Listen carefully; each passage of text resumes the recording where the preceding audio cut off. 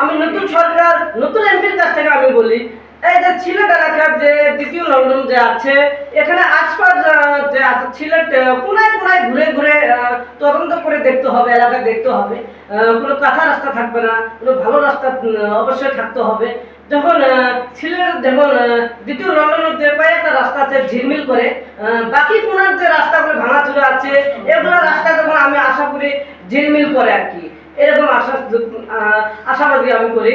এবং এবং আমাদের ঢাকা শহরের বাইরে এবং যে সকল চরাঞ্চল আছে, অলিখিত চরাঞ্চল নদী দেখুন এবং ভাঙতে না পারে, এবং এগুলোর দিকে নজর করতে হবে সব দিক দিয়ে। যেহেতু সবাই বাংলাদেশে আমরা বসবাস করি, নদী যদি ভেঙে যায়, কৃষি জমি ভেঙে যায়, পাশাপাশি বাড়ি কিন্তু ভেঙে যায়, আবার গাছপালা শুদ্ধ ভেঙে যায়। যদি এক বাড়িতে চরাঞ্চলের বাড়িতে যদি পানি ওঠে, আসলে ওই ফ্যামিলি ওই বাড়ির লোকগুলো দিশার হয়ে যায়। কিছু শিশু বাচ্চা থাকে, কোথায় যাবে, বাড়ি ভাঙার পথ আর কি, বাড়ি ভাঙতে হবে এরকম হয়, বাড়ি ভেঙে যাবে কোথায় এরকম আর কি দিশা হয়ে যায়।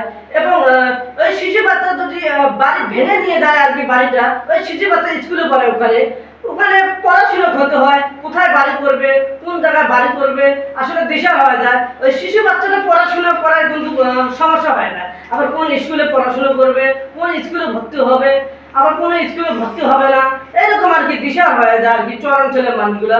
আমি বাংলাদেশ সরকার তারেক রহমান স্যারকে আমি বারবার বলি, চরাঞ্চলের মানুষগুলা অবশ্যই নজর দিতে হবে, অবশ্যই খোঁজখবর অবশ্যই নিতে হবে। অবশ্যই সামনে আর বেশি সময় নেই, 1 মাসের ভিতরে সামনে বাংলাদেশে বন্যা হয়ে যাবে।